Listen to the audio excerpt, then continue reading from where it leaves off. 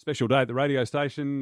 Rodney William Marsh has joined us. G'day, Marshy. How are you, mate? Good to see you. Yeah, going well. Very well. Oh, mate, it is an absolute pleasure to have you in. Of course, we're here to promote your book about 50 years in cricket. Wow. Do you pinch yourself sometimes? Yeah, it's a long time, isn't it? I mean, I never thought I'd live till I was 50, but it is a long time. But it's been a good ride. Yes. Enjoyed every second of it. So, yeah, I've sort of covered a lot of territory and a lot of jobs in cricket. Yep. And I mean, I don't know why, but I'm now even a board member at the South Australian Cricket Association. Okay. Oh, So right. that's my latest, once again, I'll say it's my last job. Okay. But I've had a few last jobs. Yeah, we have done it all. And obviously, as a player at the top level, not just you broke your way as a young man into WA and then the Australian side, and of course as a selector and with the academy as well. So there's a lot of different facets to the sport, haven't there? There have been, and I mean, I guess being now an administrator, officially an administrator, is something I thought I would never do. Yeah. What was it like going to England and the old enemy, working with them? Well, actually, that's the best job I've ever had. Yeah? Yeah, mainly because I had one boss and one boss only. Right. And if I wanted something, I only had to convince one person. I had to convince him well, but I had to put it in writing. But I always got what I wanted, which was fantastic. That's the way to run an academy. Yeah. If you get what you want, you're happy. And no, it was very, very good. And Rod, with so many different perspectives on the game, from being a player and an administrator, where do you see the health of cricket these days? It's not as healthy as it could be. Yeah. And dare I say it, as it should be. Mm. And I say should be because, I mean, we all love the game and we all want it to be healthy, but Test cricket is certainly on a downward spiral, not necessarily in this country or in England, but certainly in other parts of the world, the crowds are minimal. And, you know, there's a world championship coming up now of Test cricket, and it's to be hoped that that will help the game go forward. But, you know, there's a lot of people will be disappointed if Test cricket does go off the calendar. Devastated. And it's possible. Yeah, it is possible. But let's hope it never gets to that.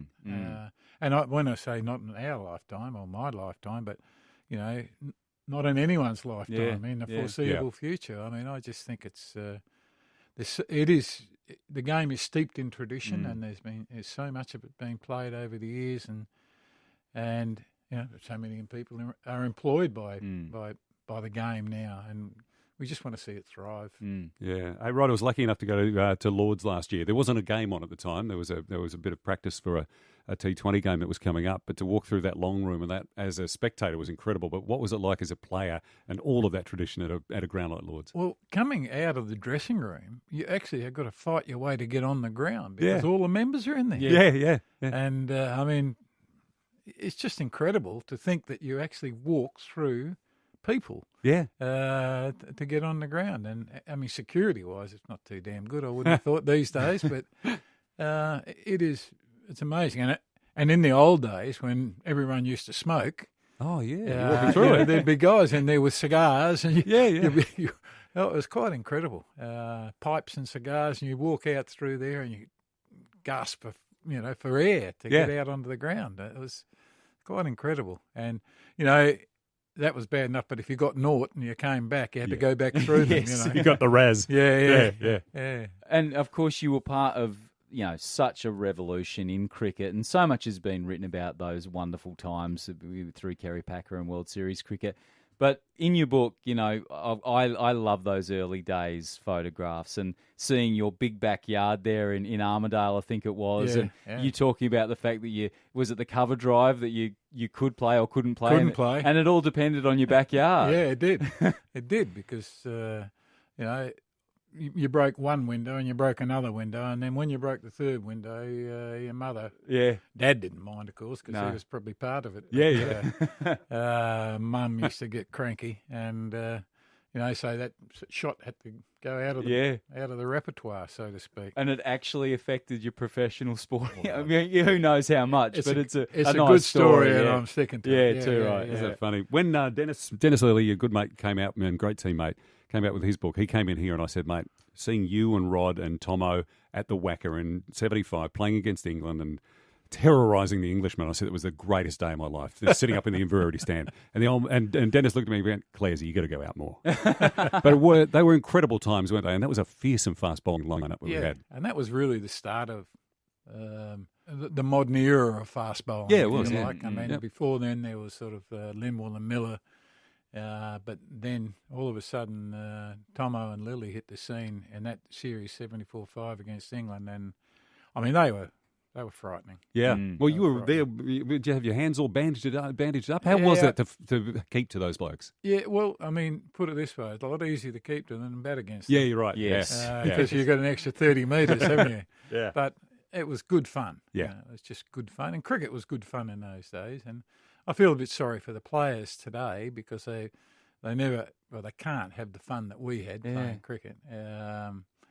It wasn't a full-time profession then, of course. We were getting paid a pittance, which of course led to Kerry Packer coming on the scene, and that sort of led to helmets because David Hookes had his jaw broken. That's right. Yeah. And Kerry just sort of said, "You've got to wear a helmet." Yeah. Because, Rick McCosker in the Centenary Test. Yeah, exactly. Yeah. Yeah. I'm glad you brought up the players today because I wanted to ask you. Obviously, the money now that they make is you could envy that, but it did seem like a more innocent time when you were playing and you didn't have the kind of scrutiny and the social media that these players have to deal with. I don't know how they do it. Yeah. And when I say that, I've been close to the game because I've been on tour with these guys, these multi-millionaires. Yeah, they are. Yeah. They are. And, I mean, they're just, most of them are so good. They're kids. Yeah. Yep. And most of them are just so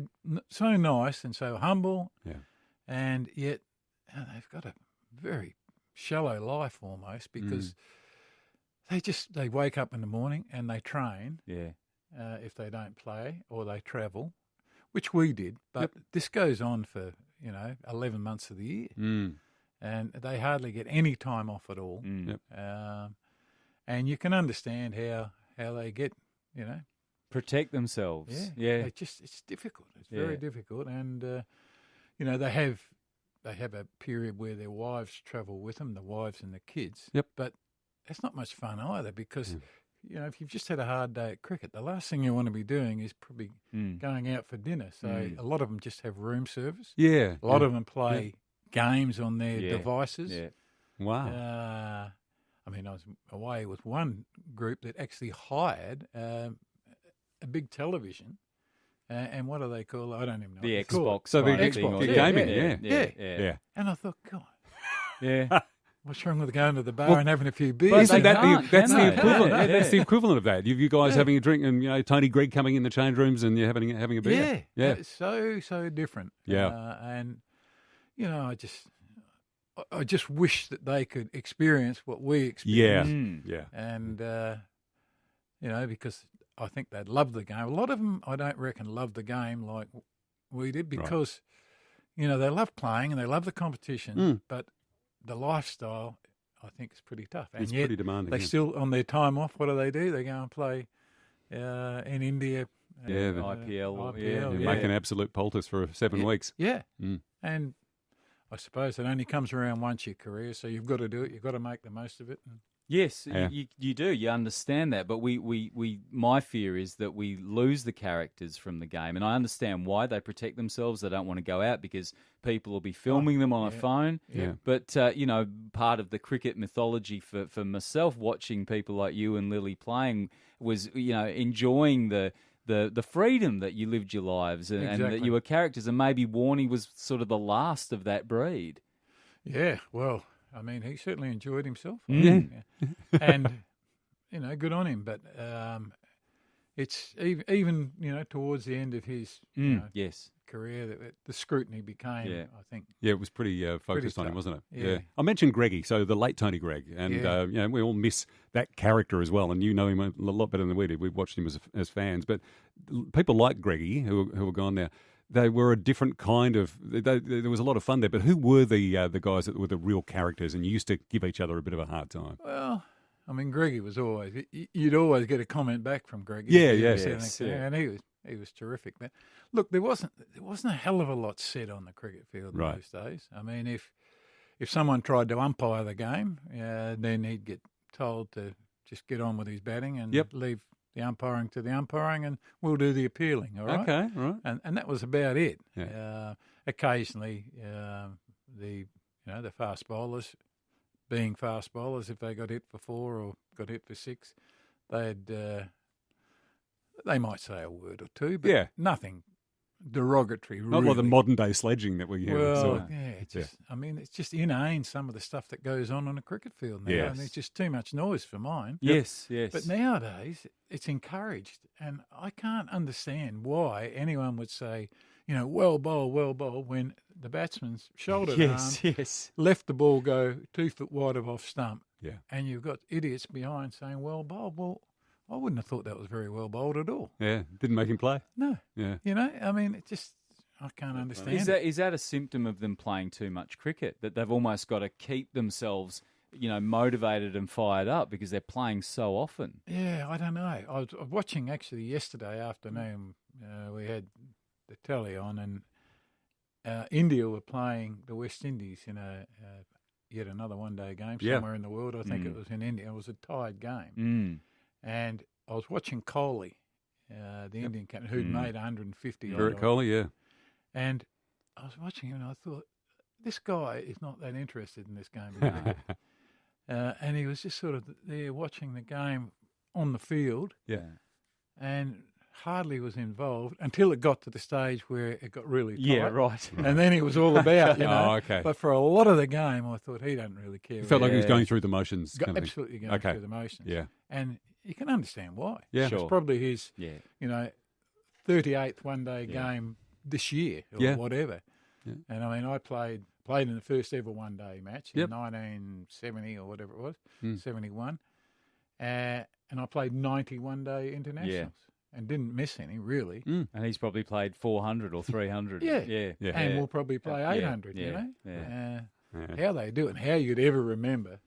We saw there was a time in cricket, mate, when you were still a young guy and you probably weren't the first choice for Australian keeper, and you had a couple of blokes. You had young John McLean in Queensland around, and Brian Tabor was probably first picked, and so that you sort of replaced Tabor in the Australian side as a young guy. And we saw that with Tim Zora here being replaced by Gilly. So Gilly got Adam Gilchrist got a bit of strife from the crowd here and in the West when he replaced the beloved. Only for one game. They realised how good he was. But I noticed in your book you mentioned that as soon as you scored some runs, the Aussie crowds fell in love with you. But what was the pressure like when they were giving you a hard time? Well, no one likes being booed, obviously. No. And it's almost un-Australian to boo an Australian.